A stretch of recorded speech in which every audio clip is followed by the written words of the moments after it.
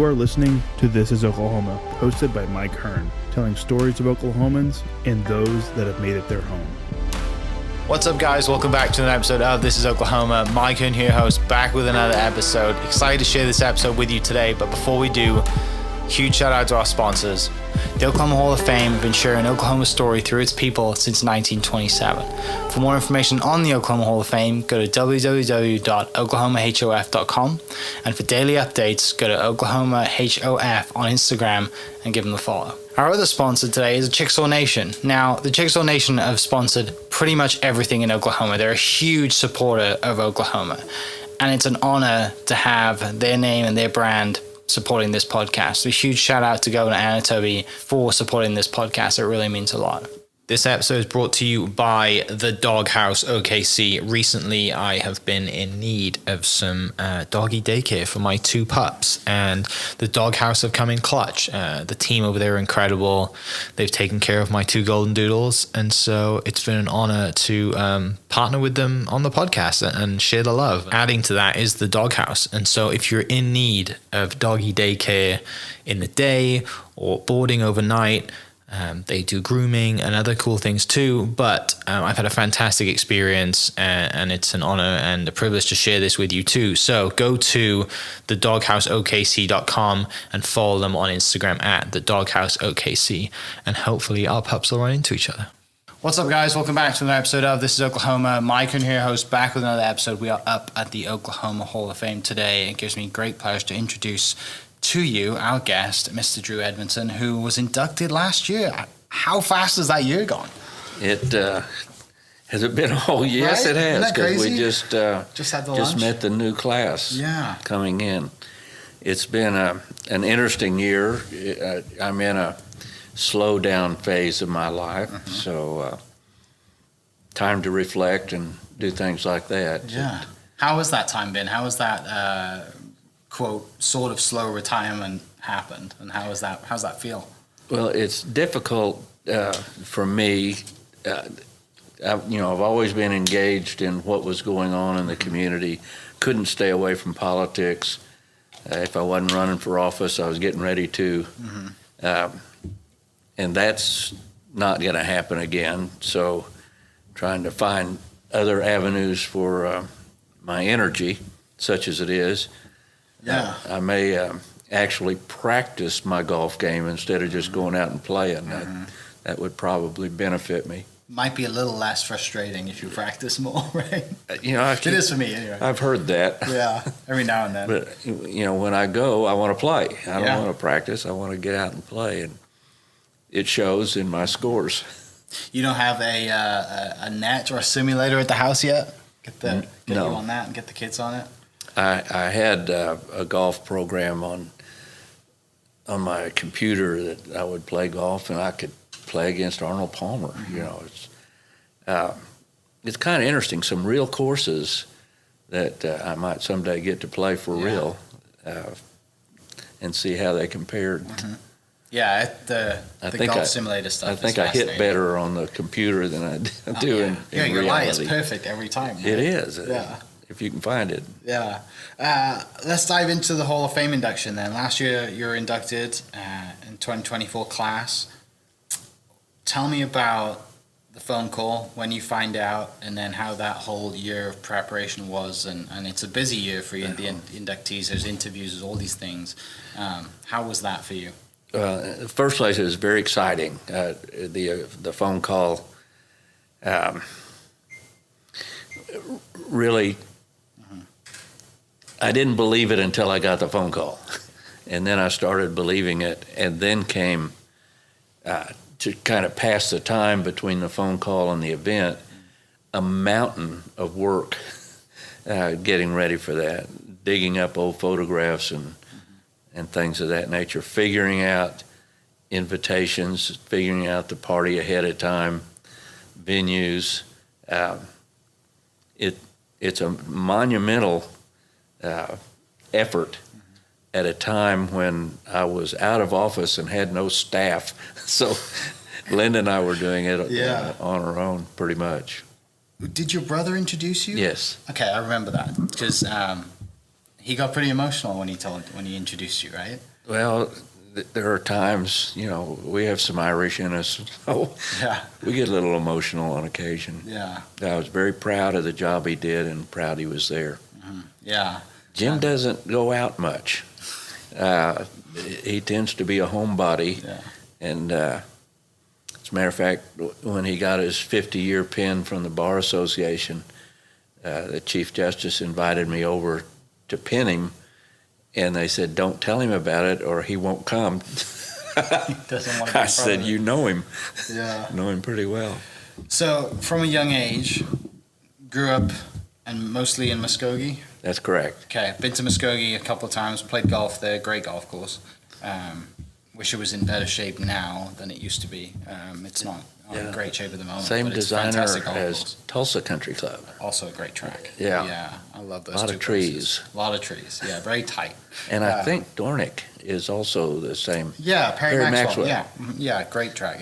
And if people haven't been, they need to. It's a great golf course. I apologize for talking golf. Oh, we can talk. It's fine. They know that I talk golf on the podcast every now and then. I so talk it's a better game than I play. So did you, growing up in Muskogee then, did you play golf from a young age or did that come later in life? No, we were not members of the country club, and I don't know if that was purely political or partly financial, but they excluded they categorically excluded on the basis of race and on the basis of religion. And my dad just chose not to do that. So we went swimming at Honor Heights Park and not at the country club. Yeah. What's some of your earliest memories from growing up in Muskogee around family and brothers? Well, it was a fun time, a quieter time. I grew up in the 50s, born in 46, so quiet neighborhoods, didn't worry much about locking the doors on our cars and things like that.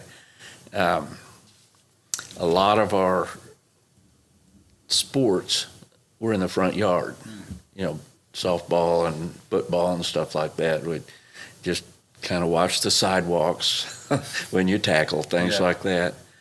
And the people that we played those games with were neighbors.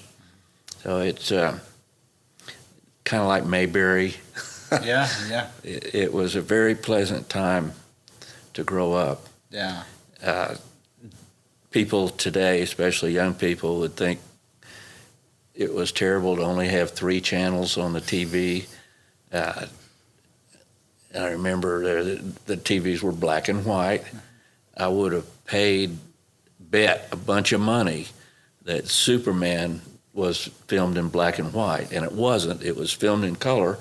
Just our TV was black and white, so I always thought Superman was a black and white show. What were the dreams of if you go back and were to see little Drew today, what would he tell you that his dreams were as a kid? Whose dreams? Your dreams as a kid. If you were to go back now and have a conversation with yourself when you're 8, 10, 12 years old, what would the dreams be? Well, it's kind of interesting. I had no dreams about going to law school, being a lawyer, or even being in politics. But I was the one. There were 5 kids in the family. I had an older brother, and I had 2 younger brothers, lost one in a motorcycle accident, and a younger sister. And of the 5, I was the one who enjoyed tagging along with Dad when he was in the district, going to bean dinners and things like that, powwows. And, I was can I go? Yeah. And I think he enjoyed taking me. Unlike today, where most people, particularly if they are in office, travel with an entourage, Dad usually drove by himself. And I enjoyed going with him, enjoyed the conversations. I enjoyed the first time I ever had a piece of pecan pie, which was at a family's house in Claremore. It just didn't look good to me. It didn't look like pie ought to look. Good. Still doesn't look good. But I finally agreed to try a little slice. Then, can I have another? A lot of things I discovered on the campaign trail that it was a good good way to grow up. Yeah. What was Dad a career politician, or did he have a work life before that? He was a lawyer. Okay. As a matter of fact, I was born while he was in law school at Georgetown in Washington, D.C. But as soon as I was able, at the age of 1, I moved the family back to Muskogee. He returned home to his hometown. We all came with him. So I grew up mostly in Muskogee. He ran for county attorney in 1948 when I was 1.5. And after that, county attorney, unlike district attorney, was a 2-year term. So he ran for re-election in 1950, and in 1952 he made his first race for Congress. Yeah. And he was in Congress from 52 to 73. He ran for the Senate in 72 unsuccessfully, and that was the first time since I was 1.5 that there wasn't a campaign going on all the time. Yeah. You know, in the off year you're organizing and raising money, and then in the even numbered year you're in a campaign. Yeah. So I grew up with it and enjoyed it, but I never really thought about doing it until I was out of school, out of the Navy. I taught school for a year before I made my first race for state representative in 1974. Yeah. With those memories, traveling around with Dad, pecan pie, you know, on the road, you know, you're going to people's houses, you're shaking hands. I would assume it's a lot different to the way that races are run now. Absolutely.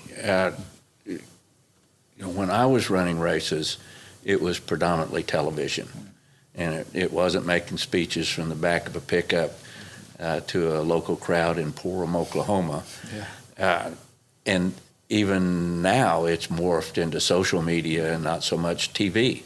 So it's continuing to change, and the candidates that don't change with it are the ones that lose. Yeah. You know, the winning campaign last year is not going to be the winning campaign next year. And if you don't learn that, then you go by the wayside. But I enjoyed it. It's you know, in board games, I enjoyed chess. In card games, I enjoyed bridge. You know, if it wasn't a contest, if it wasn't a game of skill and strategy, I didn't enjoy it. And that's why I enjoyed politics. It was, to me, it was a grand game. You learn the rules.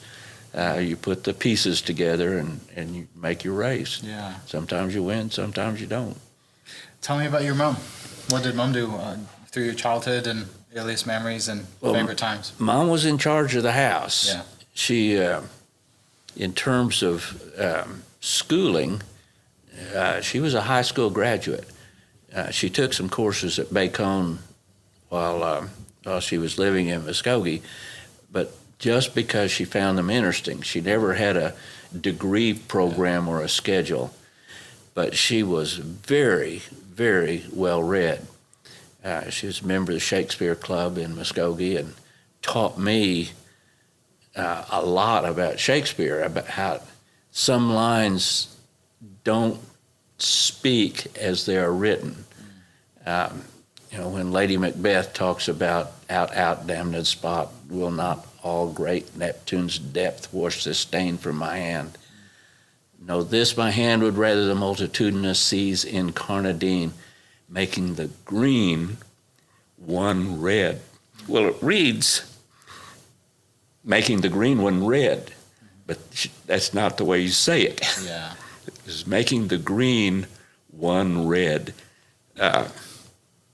She taught me a lot about that.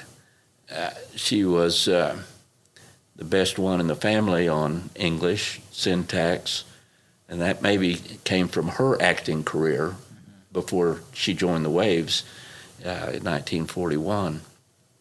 They met in the Navy in San Diego. Okay. And, you know, unlike what may happen in a lot of courtships, his first question to her was not about her religion or or what do you want to be when you grow up? It was, what's your politics? And her answer was, I'm a Franklin D. Roosevelt Democrat, which was the right answer in that situation. Yeah. So was Dad's family's from Muskogee, Mom's family's from San Diego, or was that just where she was still stationed? Her family had moved around. Her family was pretty hard hit by the Depression. Okay. And so my grandfather, Pilly, that was their names, moved where the jobs were. She was born in Omaha. I know they lived for a time in Arkansas, and when she was of age to join the Waves, she was in Kansas City in legitimate theater. So they moved around quite a bit. When I visited them, Jim and Ruth Pilly, they were living outside of Kansas City.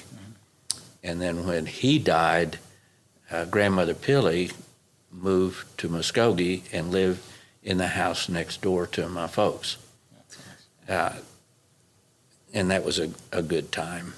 Yeah. So Mom, Dad, clearly in the Navy. You end up going in the Navy.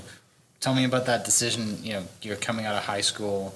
Do you go into the Navy after high school, or do you go to college first and then go in the Navy? I went to college. Okay. I was a debater. Muskogee High School was, at that time, and may still be, a power in high school debate. And I chose to go to Northeastern State in Tahlequah because it also had a tremendous debate program. You wouldn't think so, but Northeastern debaters didn't worry about OU or OSU. You know, the opponents they were interested in seeing were Harvard and Northwestern and, you know, power schools that also valued debate. At the time I was there, Northeastern State had more earned invitations to the National Debate Tournament than any other college or university in the nation. Yeah. So that was... It's quite a big deal. That's what I did. Out of high school on a debate scholarship at Northeastern, and did not go into the military until after teaching. After graduating. Yeah. What was your debate topic to get you the scholarship to go to Northeastern? Do you remember that? What was my debate? What kind of genre or topic were you debating in high school that got you eligible to have a scholarship? It's cross-examination debate is the format.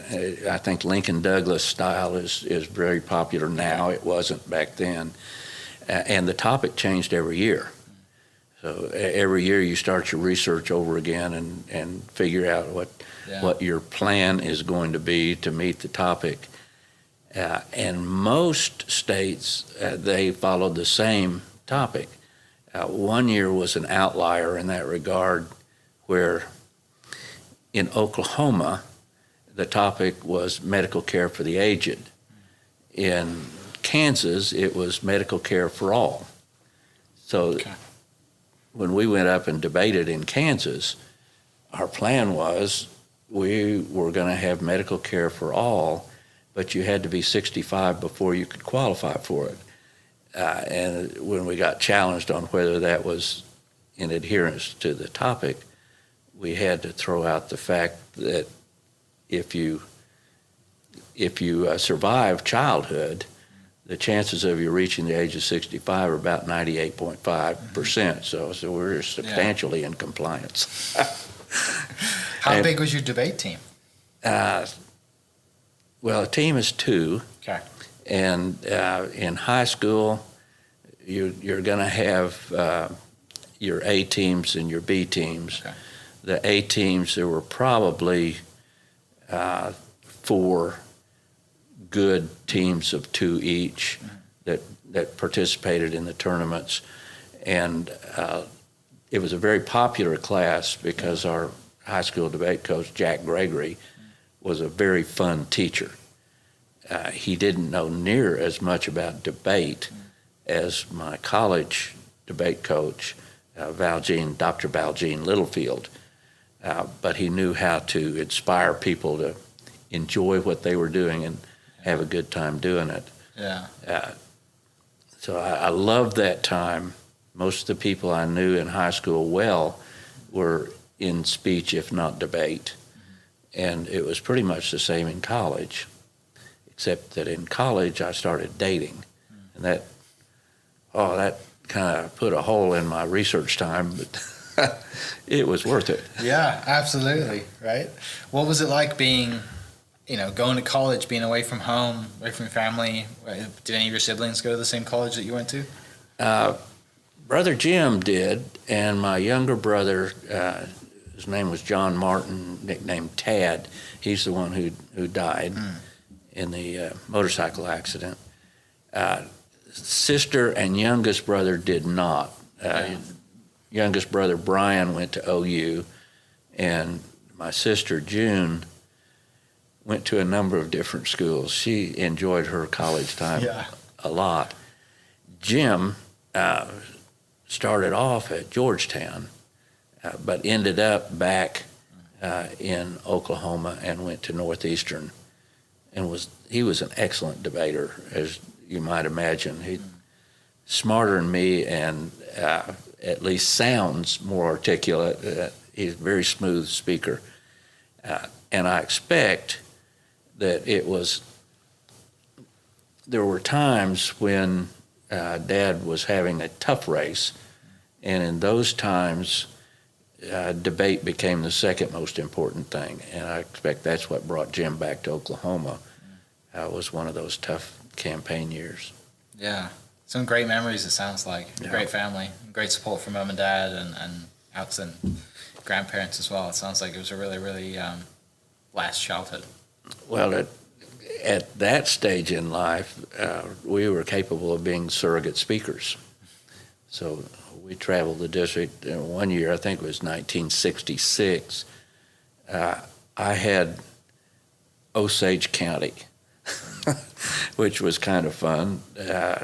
Osage County it's huge to begin with, and it had a county itinerary where, on a series of nights, the county itinerary would be in Barnsdall, or it would be in Fairfax or Pawhuska, and especially the small towns. You roll in your candidates for sheriff and county commissioner and Congress and state senate and state house. That was better than Bonanza. People would show up. It was entertainment. And Osage County was mine. There were other things that we did, but I was very pleased that we carried Osage County at the end of that route. Yeah. I mean, that's, you talk about, rolling in, and, you're going to all these towns, and, it's an event for these towns, right? They want to be there, they want to show up, they want to ask their questions and figure out, like I said, there's no social media, right? So you can't just get an ad on who you think is going to run and who you're going to vote for. You got to see these people in person. I think it's sad that that's no longer as true. If a candidate comes to town now, the people who are already for him or her will show up. Yeah. But getting the community there, the people who haven't made up their mind, that's hard. Yeah. How was law school? Law school? Yeah, how was it? Well, it almost didn't happen. I'd been admitted to OU and Tulsa, and instead ran for Congress. I think, fortunately, in the long run, I was unsuccessful. Yeah. And applied. I had already been accepted, but I hadn't been admitted, and it was already 2 weeks into the year when the August race knocked me out of the running. But I called, and they had a dropout after 2 weeks, and basically I took her schedule and just started going to those classes. And I was in recovery from the campaign. Yeah. People have asked me how I became a lawyer. And I told them the same way John F. Kennedy became a war hero. Yeah. They sank my boat. What was the decision for you to run, before going to law school? Or even, was law school even an idea? If you'd have been successful, would you have even gone to law school after? Do you know? I don't know. Okay. I don't know. That's a good question, and it probably depend on, whether I was a one-termer or whether I served 20 years like my dad did. If I had served 20 years, I doubt if I'd ever gone to law school. But as it was, I got to go to law school, and that paved the way to be district attorney and attorney general. Mm-hmm. What was that conversation with family and brother, and to have you run? Did your brother want to run? Did Jim want to run as well, or did you? No, Jim has stood for election as a district judge in Muskogee, and the retention ballot on the Supreme Court. But until this last year, when there was a concerted, funded effort to unretain 3 of the justices, he'd never had a race. Oh, wow. He was unopposed every time in Muskogee. Yeah. And the retention ballot was, I don't think he ever spent a dime. Typically they were retained with 60% plus. It was not close. But this last time was an outlier, and thank goodness some people who were interested in the outcome raised some funds and put on some counter ads. But still the margins for those 3, one lost, and the other 2 were closer than they had ever been before. So he was retained, but he never expressed an interest in running for Congress as I did, or state legislature or anything else. He was happy being a lawyer and then a judge. Yeah. What was the lure to you to want to be in Congress? Well, I'd worked on the Hill some summers while Dad was still. I didn't work in Dad's office. That would not have been proper. But I worked a time or 2 in Carl Albert's office, and a time or 2 in Mike Monroney's office. And I appreciated the importance of the process in Washington. And it's the process is the same in the Oklahoma legislature. It's just not as, I don't know, it's like the difference between opera and slapstick comedy. It's quite drastic. It's and that's, there are some really great legislators, and I don't want to diminish what they do, but it's not the same as the halls of Congress. There's not the history and the impact on to know that you're impacting the history of the nation is a pretty heady thing. Yeah. Obviously, you grow up seeing Dad in public service, Mum's running the house and has done, been in the Navy and has kind of had her own public service as well. It sounds like it's just in your nature to want to help because of the experiences that you've grown up around. It probably didn't seem like it was something so far-fetched for you to be in politics, be an attorney, because it sounds like that's all you ever knew. Well, it's very gratifying. Particularly if you're successful. Yeah. And not successful in the race, but successful in helping people and getting things done. It's very, very gratifying. So it's not all just for the public good. Yeah. It's the gratification you get from doing that and having things you can look back on that were meaningful. Is very gratifying. Yeah. In terms of being DA, to me, it was kind of fun. I had a Kojak light on the top of my car and police radio, a siren. Yeah. And I loved riding around. If the police were going to ask me to draft a search warrant, I'd want to go. Yeah. Yeah, I'll draft it. We'll go get a judge, but I want to go with you. And I did a lot of those. Early on, I was an intern in the DA's office when Mike Turpin was the DA, And that was Charles Troy Coleman murdered John and Roxy Seward when Mike Turpin was DA and I was an intern in the office. And Coleman was in custody, but we didn't have the shotgun that was used. And Coleman's brother, under questioning, in a manner that could not be used against him, told us that he had thrown several shotguns into the Grand River between Muskogee and the dam.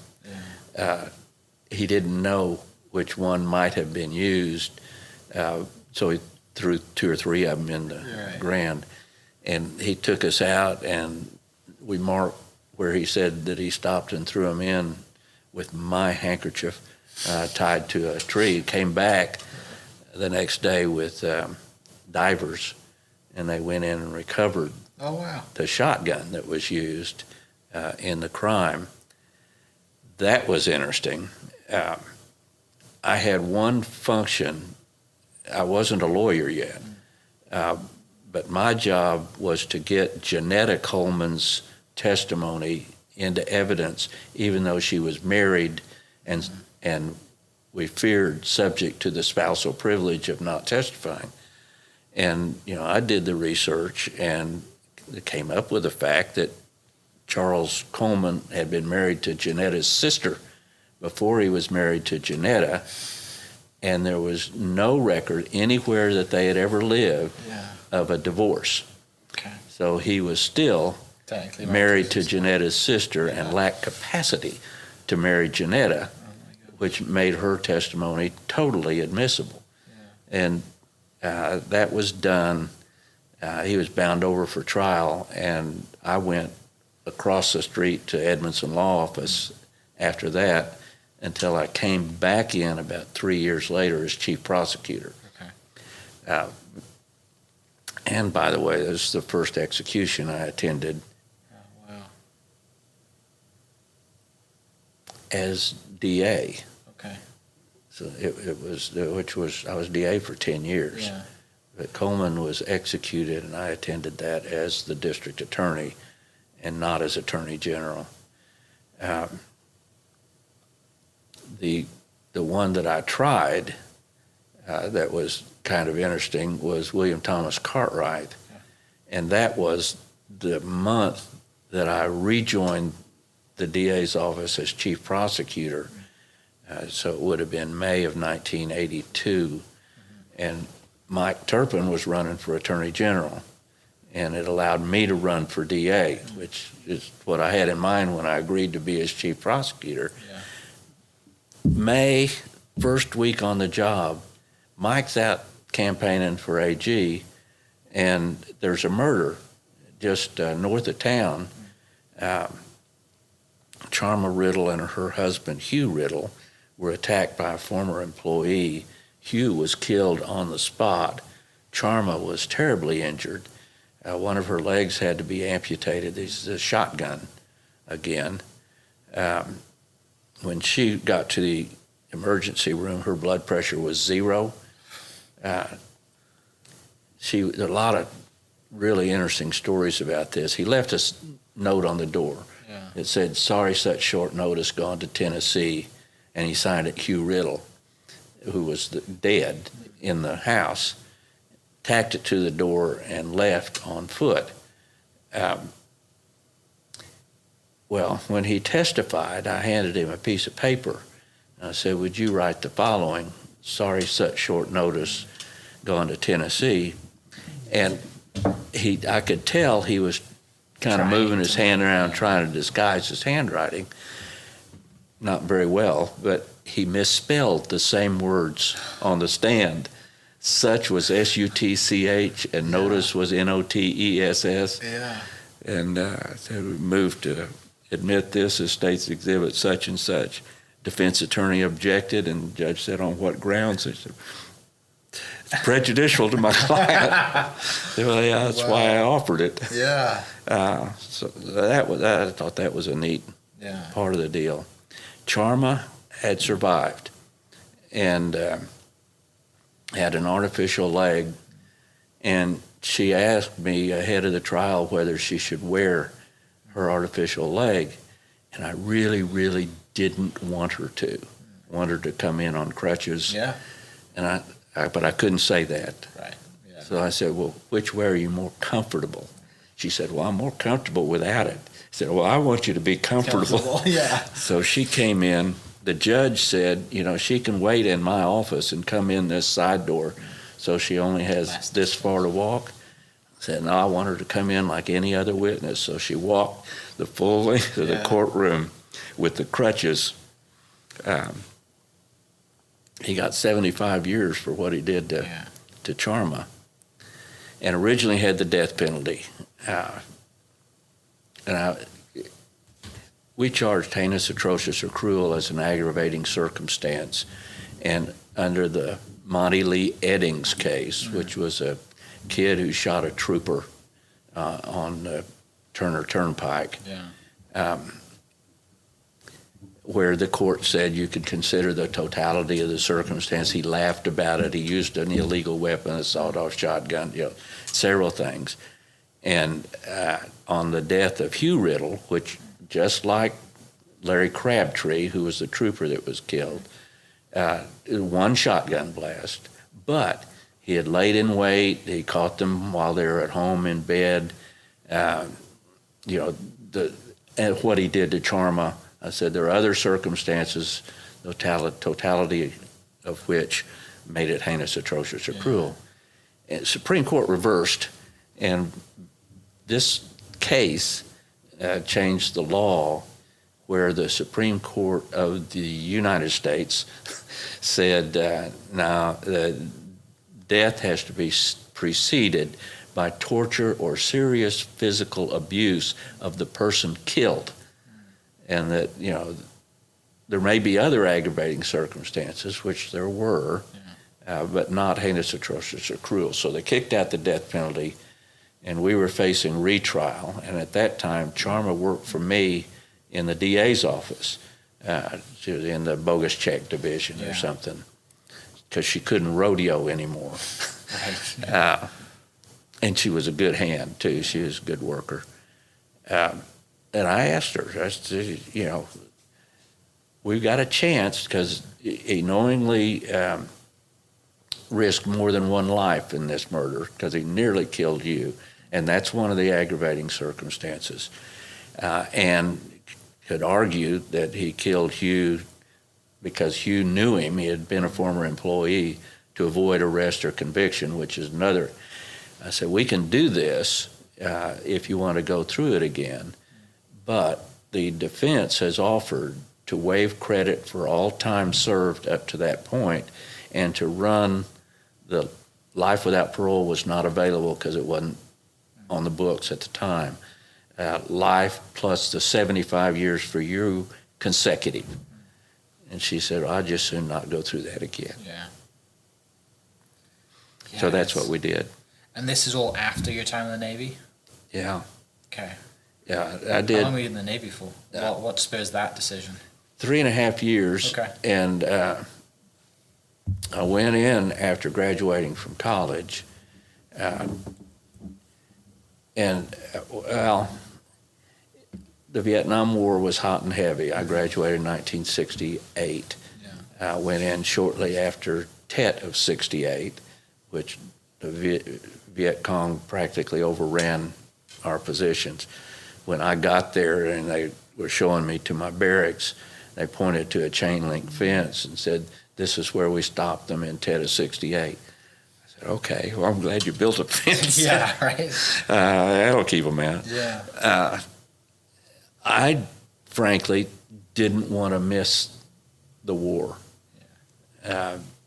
I felt like I had missed the civil rights movement, because it happened in the late 50s and early 60s, and I just wasn't old. I didn't have a driver's license. I couldn't get down there to participate in that. And this was the next big thing that was going on in the country.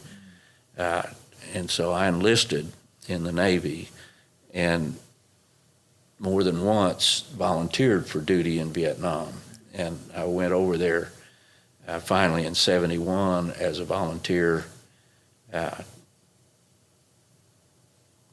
and found it a very interesting experience. Yeah. Did any of your siblings go in the Navy as well? Jim was in the Navy, and he served in the Vietnam theater on a helicopter carrier, the USS Tripoli LPH-10, off the coast of Vietnam. So he was manning the boat that allowed Marines to go in helicopters. Yeah. Well, how long were you over there for? Almost a full year. Okay. There's so much different from World War I, World War II, and probably Korea, where you signed up for the duration. We didn't sign up. We had a set number of years that we were to serve. And in the prior wars, you went over as a unit, came back as a unit. Not true in Vietnam. You went over when it was time for you to go.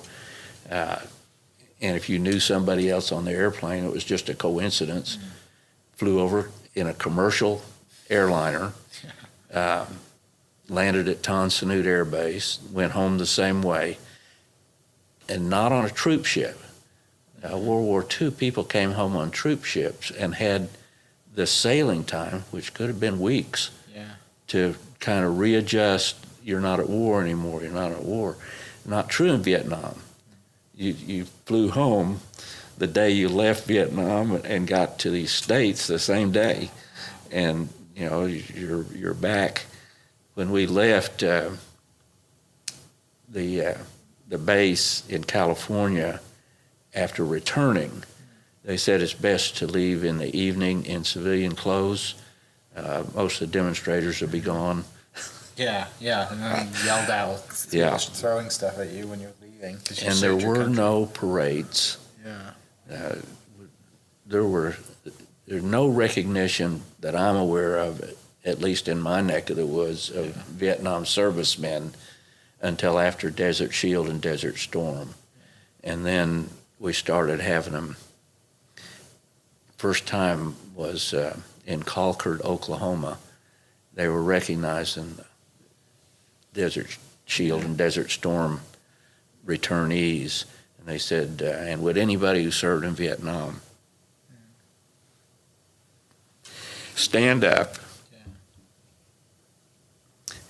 When was that? I was back, and it must have been 10 years later. The first time anybody had ever recognized Vietnam veterans publicly, in my experience. It's heavy, right? It's real heavy, like, to have to deal with that, to have to come back and not have that time to decompress, and you're coming back feeling like, you should be welcomed because you've risked your life for your country and volunteered to do it, and you come back and they're like, go out in civilian clothes. That would be especially true for those who were out in the jungle, fighting day by day, trying to stay alive. I was in a combat zone. I got combat pay. I had an M16 in my locker. But to my knowledge, nobody ever shot at me, and I never had occasion to shoot at anybody. But those who did, that's rough. Coming back that way and not being recognized for what you'd gone through. Looking back on it now, would you go again? Are you happy with the decision for going? Or absolutely. Change anything? I wouldn't have changed that. Given up that for the world. Was there anybody? You mentioned not recognizing anybody. That was kind of lucky if you knew anybody. Is there anyone that you do know that was over there, or you served at the same time, that you're still close to? As a matter of fact, about a year ago, I looked up a guy who I served with who lived in Americus, Georgia. His family had a farm implement, and I didn't know until he said, come on by, and we had lunch. Linda and I were on our way to the beach in North Carolina and stopped in to visit with him and his wife, and I found out that she had for years worked at the Jimmy Carter Center and was actually keeping the books for the former president And I had no idea of that connection. Yeah. And of course, I was for Jimmy Carter when he ran. I met him when he spoke at an event in Pawnee County, and I was there representing my dad. Yeah. And so this would have been in 74, the 74 campaign. And he had just finished his time as governor and was getting ready to run for president in 76, which is why he came to Oklahoma. That's the first time I heard him say that I believe in a government as good and as kind and as full of love as are the American people. And I came home and told Linda I found my candidate. Yeah. And he was Navy.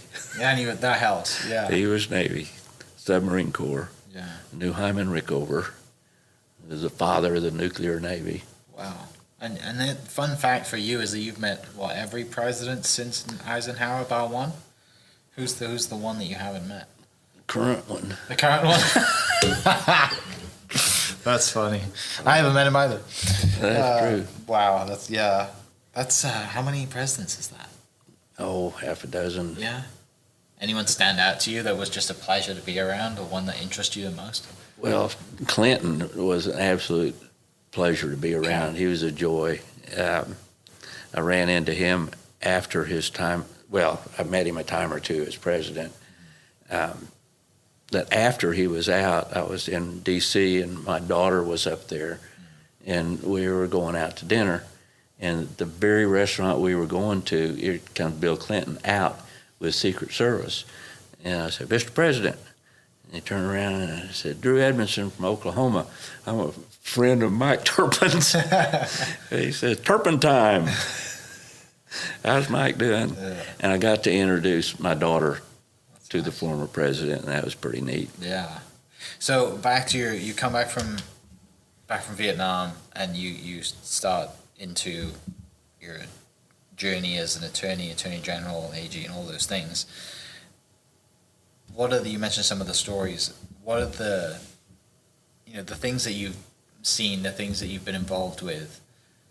You've been exposed to the most evil people in the world in some of the cases that you've tried, and you're getting justice for people.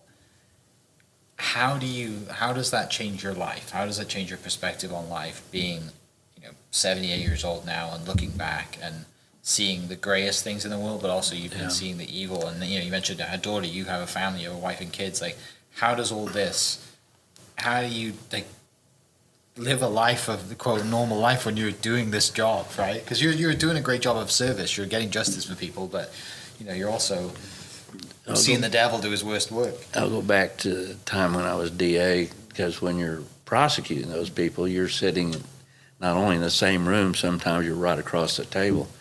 Yeah. And Charles Troy Coleman and William Thomas Cartwright and one or two others along the way, you look in their eyes and you get the feeling that they could kill you very easily and never think a thing about it. And it made me a pretty strong supporter of the death penalty. I have mellowed on that somewhat, and I think it's mostly because I'm no longer in a position to affect the outcome of one of those trials. Yeah. When I was DA, I was absolutely in charge, unilaterally deciding whether or not to file a bill of particulars and ask for a death penalty. That was totally in my discretion. That's pretty heavy by itself. But the aggravating factors, aggravating circumstances that are statutory are a pretty good guide. I don't believe I ever filed a bill of particulars where I only had one aggravator. I wanted two or three at least before I'd go there.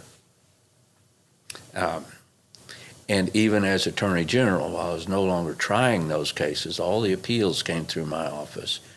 And we had the authority to confess error on appeal, to ask for a new trial, or to say that the evidence did not support the aggravating circumstances and that the death penalty should be changed to life without parole.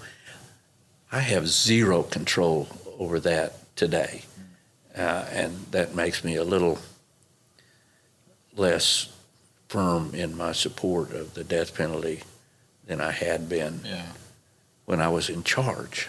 Yeah. And that may be a very selfish way to approach it, but I'm just trying to be honest with you that it's easier when you have some control. When you lose that control, then you have to look at it objectively. And I knew when I was a DA that there were some DAs who filed a bill of particulars solely to help them plea bargain to life or life without parole. Yeah. That if they weren't facing the death penalty, they wouldn't plead to anything, which I not only never did, I found it abhorrent that anybody else would. You don't file a bill of particulars unless this person needs to be executed for the safety of everybody else in the world. Yeah. Yeah. And I believe there are still some people who would fit that description, except I'm not making the call anymore. Yeah. You must have had death threats as well, and threats, whether it's like, through letters or whatever, silly people sending you bullets or whatever it is. I mean, it's... I had one letter where it said, "You are the Antichrist." And I had that Scotch taped to my wall for a while. Yeah. And then it got mean. I was told by people at the police department who were pretty savvy that if they're going to kill you, they're not going to call you and warn you. They're not. Yeah. Somebody called and warned, and I said, okay, it's 505 North 13th, not 601. 601's my brother's house. Yeah. I'm at 505. Yeah. Come on. Yeah.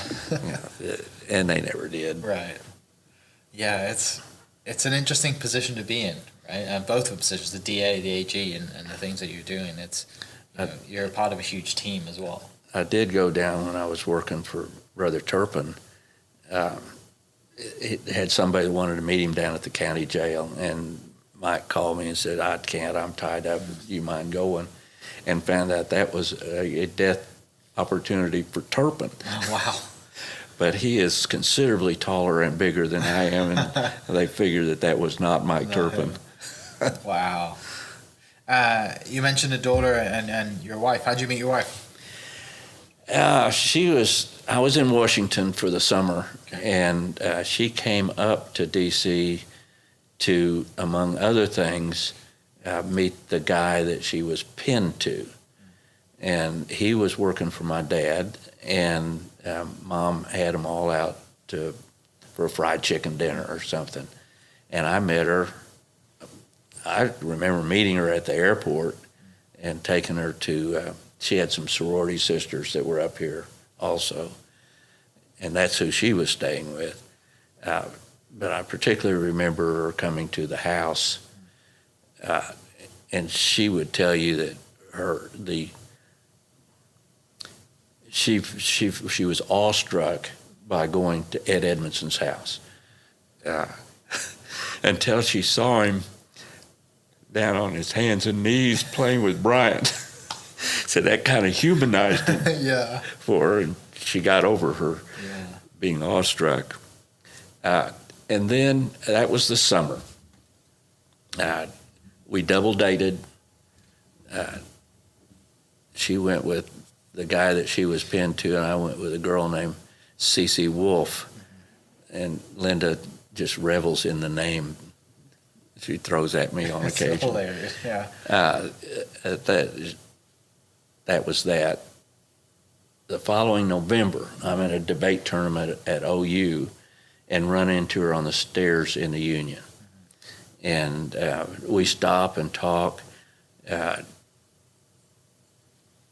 think she recognized me first, but I recognized her quickly, and we agreed to go out that night. Well, she had forgotten that she had a date coming in that had been arranged by her sister at Stillwater. This guy was coming down from Stillwater to go out with her. But the Pi Phis had a rule that if your date is late, you're free to do something else. Yeah. And it's when he was 1 minute late, she leaves and we go out together with a good friend who's still a good friend. He's living here in Oklahoma City, Robert White. And his date, who was a sorority sister of my wife's, and she had since broken up with the guy that she came up to D.C. to see. So we started dating regularly, and following June, we're married. All right. And you have one daughter, or you have multiple kids? We have one daughter, one son. Okay. The daughter's in Arlington, Virginia. She's an attorney, married to an attorney. And they have our older grandchildren, twins, Catherine and Andrew, are 16. And then our son, Robert, is married to Andrea, and they live here in the city, and have our two younger grandchildren, Cash and Cade. Yeah, lots running around then, lots to keep you busy. Yeah, Linda's picking up Cash this afternoon, and often they'll want to come out to the house and drive around the neighborhood in the golf cart. Yeah. And so I think I'll be ferrying them around the neighborhood this evening. Brilliant. I guess being grandparents really fits into you kind of slowing down in life a little bit and doing less work, right? Yes. Opportunities to be with the kids. Cash and Cade are more regular but less lengthy. Mm-hmm.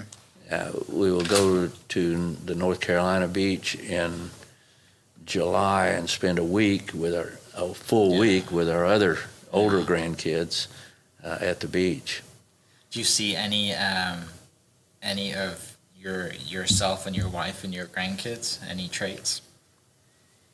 Well, that's a good question. I'll ask her, but I don't think so. Okay.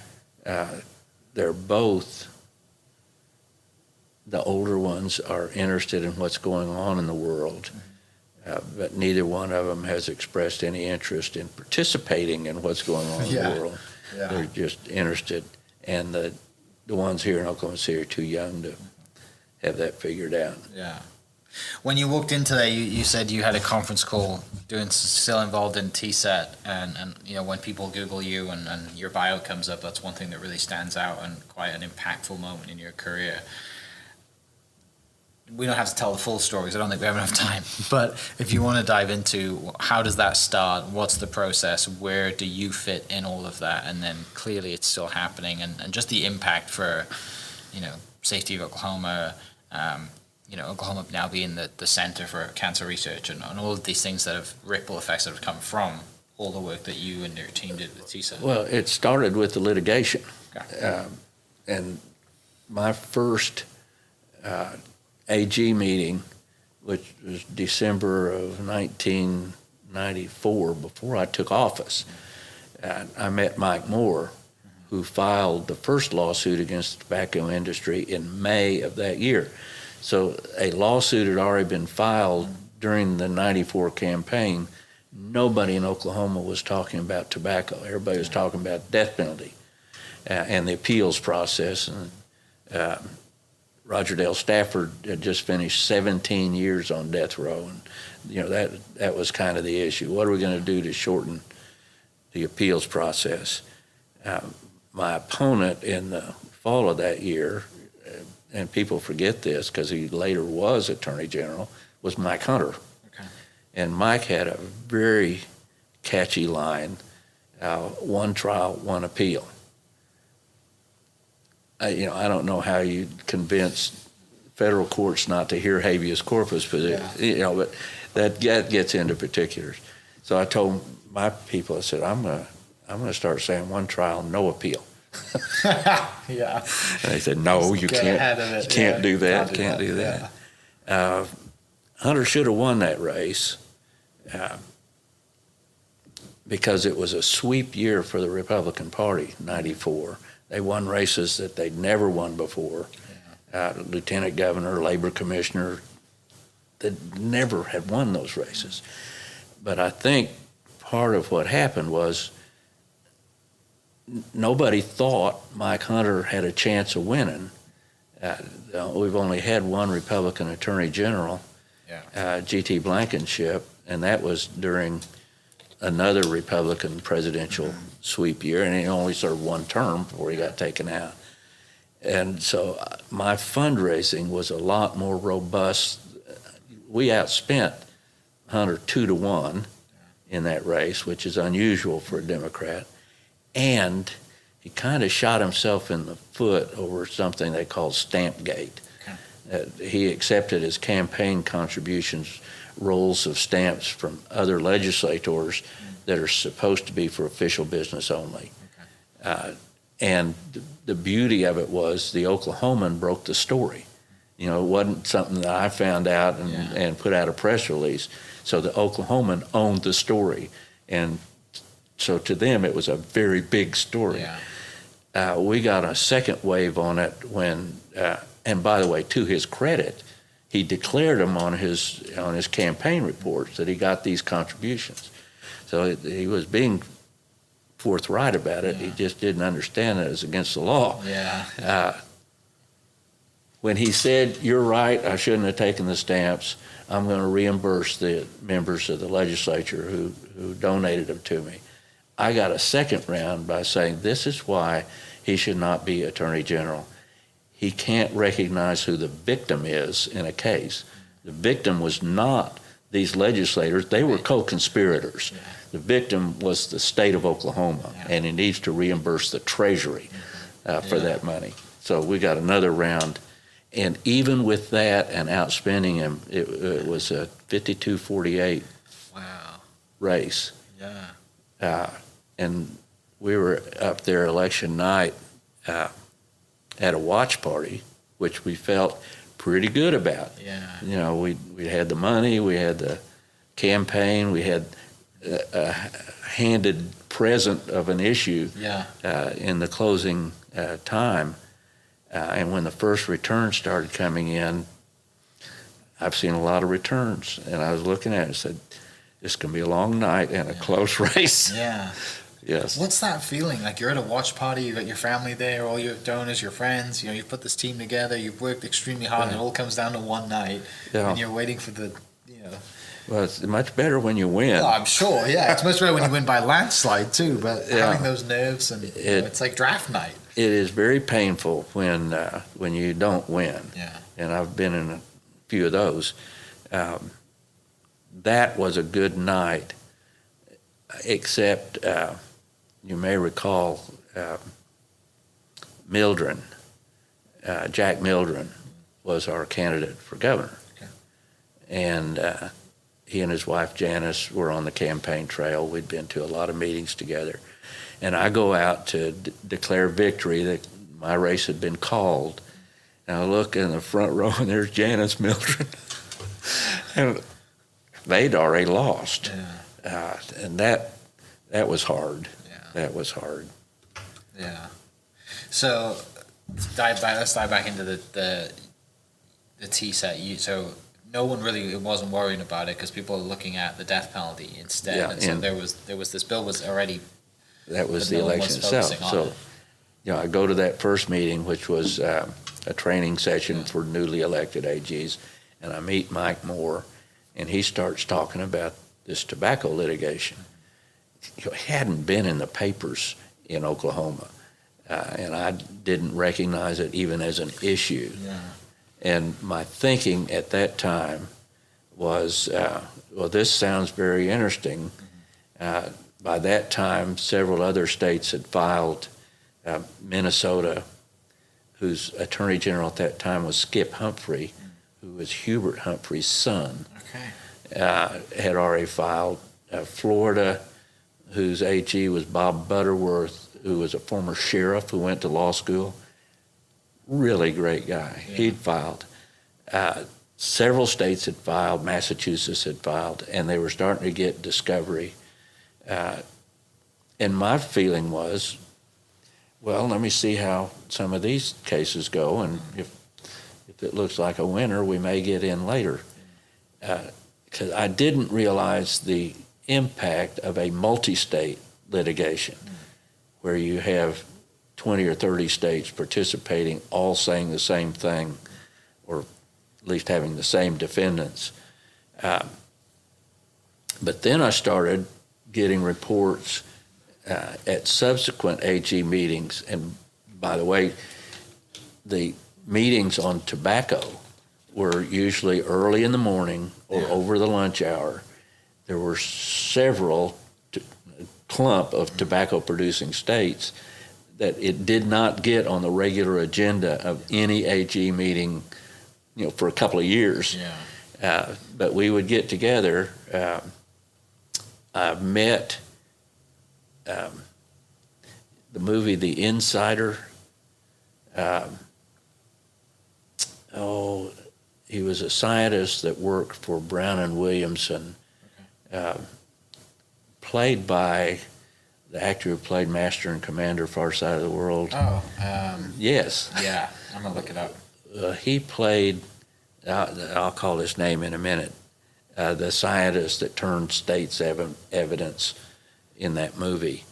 And he came to one of those AG meetings, and I Russell Crowe. Is that what you're talking about? Yeah, that's the actor. That's the actor, right? Yeah. Not the scientist. Not the scientist, yeah. Things like in their internal memos, they describe cigarettes as a nicotine delivery device. A nicotine delivery device. They describe children as replacement market. Oh, wow. In writing, in these memos. Black and white, like that.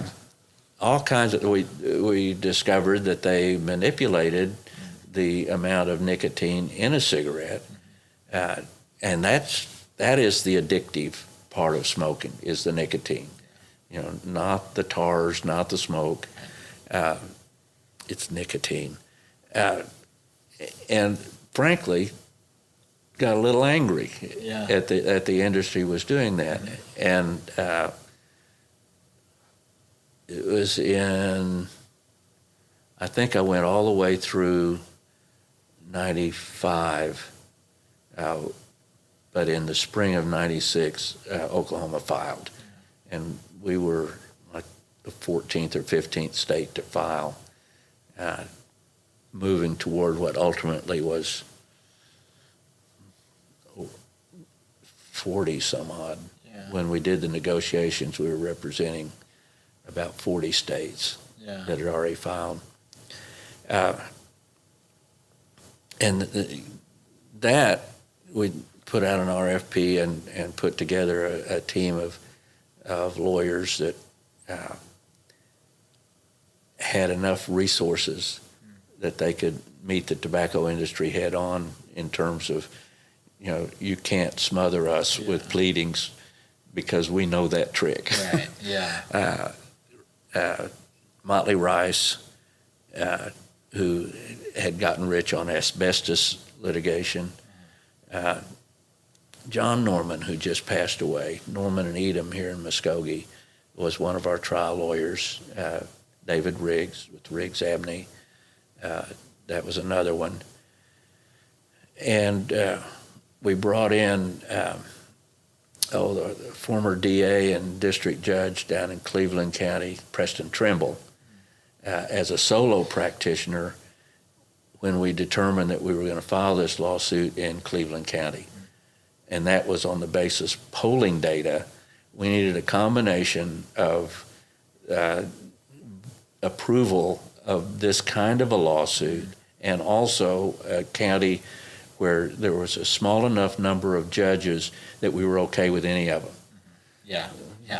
Which in Tulsa and Oklahoma County, you never know who you're going to draw, and it could be a big mistake. But and Cleveland County fit both of those requirements. They believed that this kind of a lawsuit was perfectly acceptable, if not a good thing. And we liked all the judges down there. They're all good people. at the end of the process, part of the negotiations set up a committee to determine attorney fees, and you had to submit your case to this panel, and they would award attorney fees based on the job that you did. And we had prepared a presentation to them, which was part of the process. And Preston, when we were describing what our particular roles in the litigation, said, well, I was hired to fix the jury. I said, Preston, you can't say that. You can't say that. Yeah. Use a different word. You were hired because you would know the jury. Yeah. You tell us about them in person. But he was that way. Yeah. That way.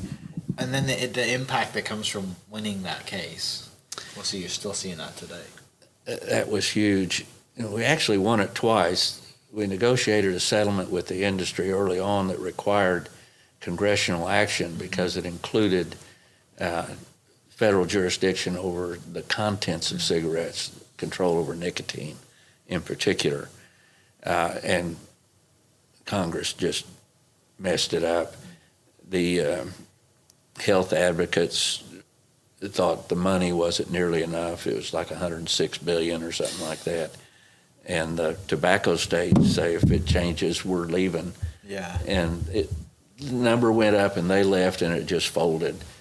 But in August, after that happened in spring and early summer, Congress just totally missed the boat on it.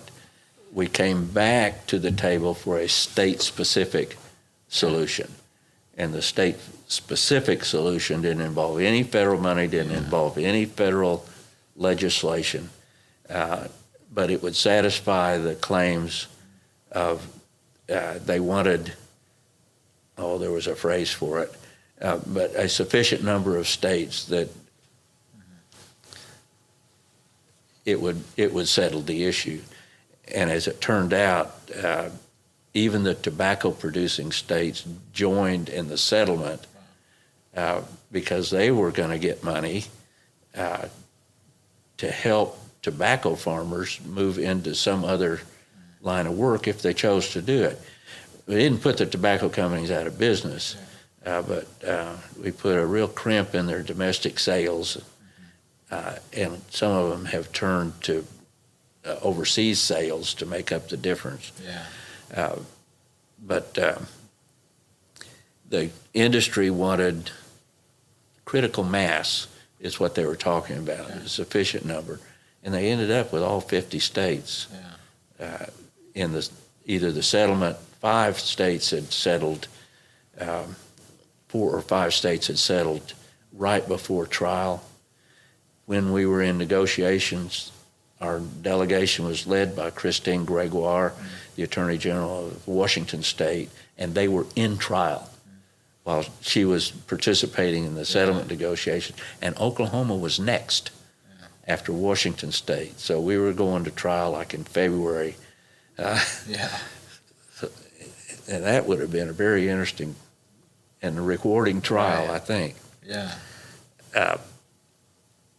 But we got that done, and the revenue stream was committed, and then the question was, what are you going to do with the money? And the first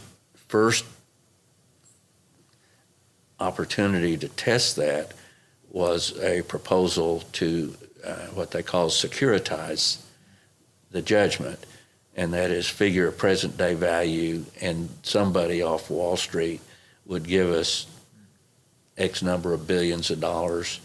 Well, we sued for $1 billion, and our settlement, the value was $2 billion. So somebody would give us $2 billion up front, but they would then own the proceeds for as long as tobacco is sold, is how it's worded. And one of my political cartoons up on my wall is a big bag of money, and Governor Keating's tugging on one end and I'm tugging on the other, and his side says spin, spin, spin, spin, and my side says save. So we won that tug of war. Jerry Askins was responsible for a bill in the House that ended up passing to create a state fund,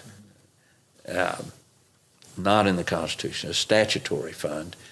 Governor Keating vetoed it, and I didn't know how to take that at first, but it turned out to be a good thing, because we turned right around and said we're going to put it in the Constitution, and be happy to negotiate with you, legislature, or we negotiated with that 75% split, which actually started off at 50-50, and then the part going to TSET would increase 5% a year for 5 years, capping out at 75%, and the rest going to the legislature. And it was earmarked in a revolving fund called the Tobacco Settlement Revolving Fund. And to date, all of that money has been spent on health issues. The legislative money primarily is Medicaid match. But the rest of it, how it was spent, was to be determined by the Tobacco Settlement Endowment Trust itself.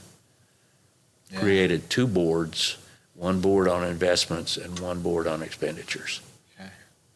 Would you consider that kind of your greatest career achievement? It's probably the biggest. Yeah. I think it was in my video for the Hall of Fame. You know, we organized and got legislation introduced and created an appellate process for a decision by a district court that put a child in jeopardy, the Ryan Luke bill, and got to utilize it months later by sending an assistant AG down to invoke the Ryan Luke bill, and the second judge came in and revoked the decision of the first judge. So you take, so what's more important, preventing a single child from being harmed or killed in southern Oklahoma, or giving tens of thousands of children longer lives by reducing smoking? Yeah. Judgment call. Yeah, that's 2 great things you could take. I felt pretty damn good about the Ryan Luke bill. Yeah. And your brother Jim has been kind of in the industry the whole way. So have you guys kind of just been? Yeah, he was a district judge when I was district attorney in Muskogee. Yeah. I never tried anything in front of him. I used to go up on, like district court arraignments where you just go up and make announcements. Yeah. And I remember one time I was up there for the state. I just like being in the courtroom. And there was a prisoner charged with escape, and Jim always announced that, now the district attorney is my brother. Do you have any objection to my hearing this stage of the proceeding? And this prisoner looked up and said, "Well, yeah." And we both cracked up. Oh, that's great. His attorney, I think, talked him out of it. Yeah. Nothing's going to happen today. No, you'll be fine. You'll be okay. But I loved his announcement. Well, yeah. Yeah. 2 brothers wanted to put me away. Finishing up, it's a joy to sit across from you and see the amount of emotion you have, your passion for your work, and just the joy that you have for things that you do. Yeah. You don't say it, but it clearly comes across in your mannerisms. So I apologize for asking this question, because I know that I would get emotional answering this question. What does the Edmondson name mean to you and your family? Oh, that's a good question. Well, to us, it means honesty, integrity, and commitment to public service. Now, others may have different answers to that. The Antichrist comes to mind, but that's what it means. My dad was impeccably honest. I think I saw it in a movie once where Harry Truman opened his billfold and pulled out one of his own stamps to put on a letter. That was Dad. Never abused the franking privilege and all of that. In public service, I couldn't count the times, he'd get up from Sunday dinner because there was somebody at the front door who had a problem. And he would go at least talk to them and figure out what the problem is and whether or not he could help. Never too busy. Things that I didn't fully understand at the time. There was a national convention where we went to Arkansas to watch it in a motel room because he knew he couldn't watch it at home without people coming to the door, and he wanted to watch the convention. And we used to take vacation trips down to Mexico, down to Monterrey, be with the family without interruptions. He took pains to make time because he knew himself. If somebody came to the door, he'd go see what they needed. Yeah. So if he wanted time with us, we'd had to go somewhere else. Yeah. It's a great example to have to look up to, right? That clearly that child in you that just wanted to go right along as a kid, that it's no surprise that you get to where you're at today because of the examples that you've had in your life, whether it's your mom, your dad, brother Jim, and all of the people around you. It's a joy, and that's why I love sitting here and doing this, because I get to listen to these great stories and have a great understanding of the life that you lived and the decisions that you made along your life. So it's a good family to grow up in. Yeah, I really appreciate you coming in. Thanks so much for your time. Congratulations again on being inducted last year. It's an incredible honor, and I'm sure your family and parents would be extremely proud to have your photo and your painting in this building. So congratulations, and I look forward to hearing about your golf game the next time I see you. Hopefully you've got some more practice in. I expect I'll have more practice. Yeah. Well, drive safe on the golf cart tonight with your grandson. And for people listening, we'll catch you next episode. Cheers. Hope you guys enjoyed that great episode. Thank you so much for listening. As always, huge shout out to our sponsors, the Oklahoma Hall of Fame, sharing Oklahoma story through its people since 1927. For more information on the Oklahoma Hall of Fame, go to www.oklahomahof.com and follow them on Instagram for daily updates at oklahomahof. Our other sponsor, the Chickasaw Nation, amazing sponsor. They do amazing things for the state, and they're always sponsoring something in Oklahoma. They're a huge supporter of Oklahoma, and without their support, we wouldn't be able to do what we do. This episode is brought to you by the Doghouse OKC. Recently, I have been in need of some doggy daycare for my 2 pups, and the Doghouse have come in clutch. The team over there are incredible.